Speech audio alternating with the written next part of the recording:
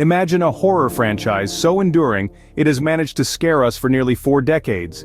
Today we delve into the enigma of Halloween 6: The Curse of Michael Myers. As the 6th installment in the Halloween series, this film weaves a new narrative thread into the larger tapestry of Michael Myers' story. The plot pivots around the character of Michael Myers, a man whose name has become synonymous with unadulterated terror. His motivations, once shrouded in mystery, are now attributed to an ancient curse. This particular curse, known as Thorn, is believed by some within the film to control Myers, compelling him to commit his infamous Halloween murders. The thorn symbol, a mystical and enigmatic sign, is said to appear in the skies every time Myers kills. It is this revelation that forms the backbone of Halloween 6: The Curse of Michael Myers. But what is this curse and why does it drive Myers? As the film unfolds, we learn that the Curse of Thorn is an ancient druid curse. It forces the bearer to sacrifice their next of kin on the night of Samhain, the ancient Celtic festival from which modern Halloween originates. This curse, it seems, has chosen Myers as its vessel, infusing his Halloween rampages with a chilling supernatural undertone. Yet, despite this explanation, questions linger.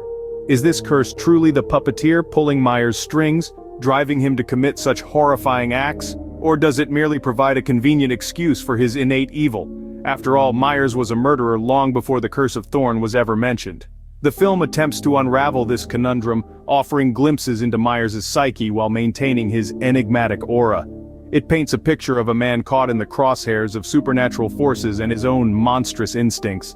Yet it also leaves enough room for interpretation, allowing the audience to form their own theories. So, the question that remains unanswered is, can a curse truly compel a man to commit such horrifying acts? Or is it merely a scapegoat for innate evil? Horror isn't just about the on-screen scares, it's about the unseen battles behind the scenes. And when it comes to the making of Halloween 6: The Curse of Michael Myers, these battles were many and fierce. Like an ominous fog rolling in on a chilly autumn night, problems began to envelop the production from the get-go. The script, the beating heart of any film, underwent multiple cardiac arrests. Rewrites became the norm rather than the exception, as the team grappled with how to keep this 6th installment fresh and terrifying, while still honoring the legacy of the franchise. The original script, A Dark and Twisted Tale, was penned by Daniel Farrands. But as the production progressed, the narrative was reshaped, warped, and knotted by the hands of many others. The producers, the director, even the actors, all had their say in the story of the masked killer Michael Myers. The result was a patchwork quilt of ideas, some brilliant, others not so much. And then came the reshoots. Imagine the horror of seeing your carefully crafted scenes being dissected, reimagined, and then filmed all over again. It was a process that would test the mettle of even the most seasoned of filmmakers. Yet, despite these setbacks, the team persevered, their spirits as unyielding as the titular character himself. The production of Halloween 6 was a labyrinth of challenges, a real-life horror story unfolding behind the scenes. But much like the victims in the film, the team refused to go down without a fight. They toiled tirelessly, their determination fueled by a shared passion for the story they were telling. Every scene, every line of dialogue, every chilling moment was a testament to their unwavering commitment to bring the curse of Michael Myers to life. It's a reminder that the real horror often lies not in the shadows of the silver screen, but in the trials and tribulations faced during the making of the movie. Despite the numerous challenges, the team's determination to bring this chilling tale to life was unwavering. A film's success often hinges on its cast, and Halloween 6 had some intriguing choices. This chapter of the Halloween saga brought back some familiar faces and introduced some new ones, creating a blend of nostalgia and fresh energy that added depth to the story. One of the most notable aspects of the cast was the return of the legendary Donald Pleasence in his final film role. Pleasence, who had been an integral part of the Halloween series from the beginning, reprised his role as Dr. Sam Loomis. His presence in the film was a poignant reminder of the history of the series, and his performance was as compelling and chilling as ever. However, the casting wasn't without its controversies. The role of Jamie Lloyd, originally played by Danielle Harris, was recast with J.C. Brandy. This decision was met with mixed reactions from fans. Harris had become a beloved part of the franchise, and her absence was felt by many. Yet, Brandy stepped into the role with confidence, bringing a new perspective to Jamie's character. Then there was the casting of Paul Rudd as Tommy Doyle, an adult version of the character who first appeared as a child in the original Halloween. This was one of Rudd's earliest roles, and he brought a unique intensity to the character that marked a departure from his later comedic roles. And let's not forget about George P. Wilbur, who returned to play Michael Myers. Wilbur's portrayal of the iconic slasher villain was marked by an eerie calmness that made Myers even more terrifying. His performance added a chilling layer to the film, reminding us why Michael Myers is one of the most feared characters in horror cinema. The cast, each in their own way, brought a unique flavor to this chilling tale. They breathed life into their characters, creating a sense of authenticity that made the horror even more palpable. Whether you loved them or dreaded them, the cast of Halloween 6 left an indelible mark on the franchise and on the audiences who dared to watch. The director's vision shapes the film, and in Halloween 6 it was no different.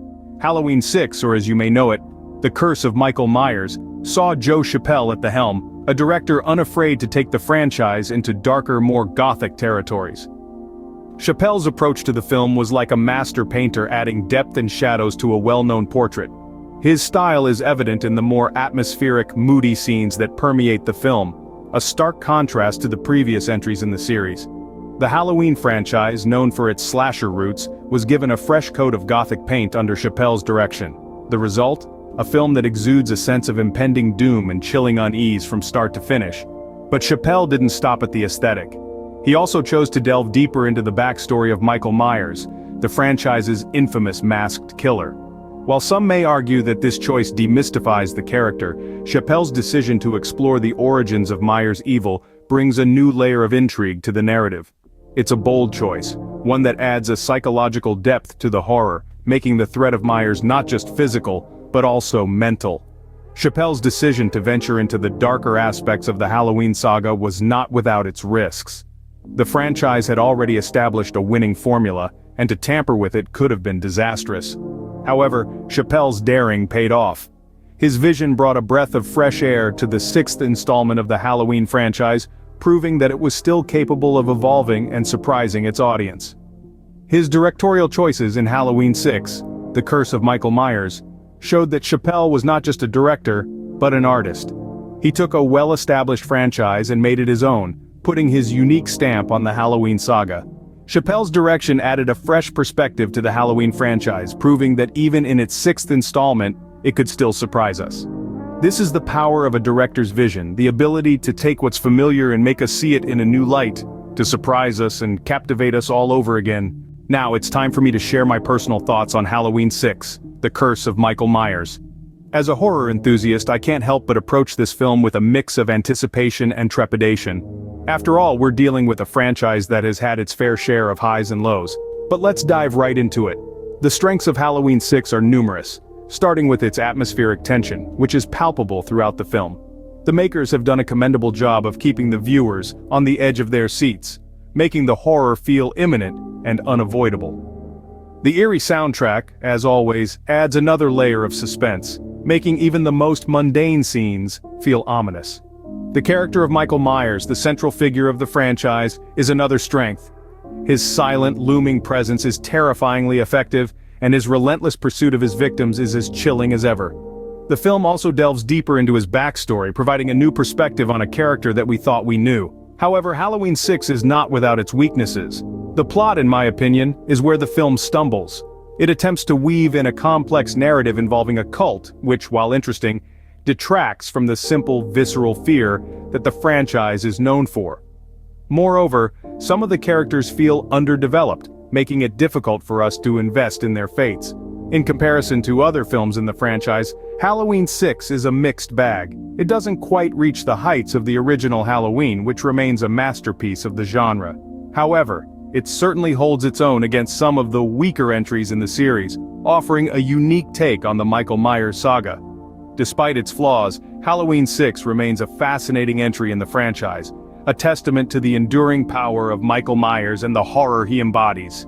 It may not be perfect, but it's a film that any horror fan should not miss, a chilling reminder of why we fear the things that go bump in the night.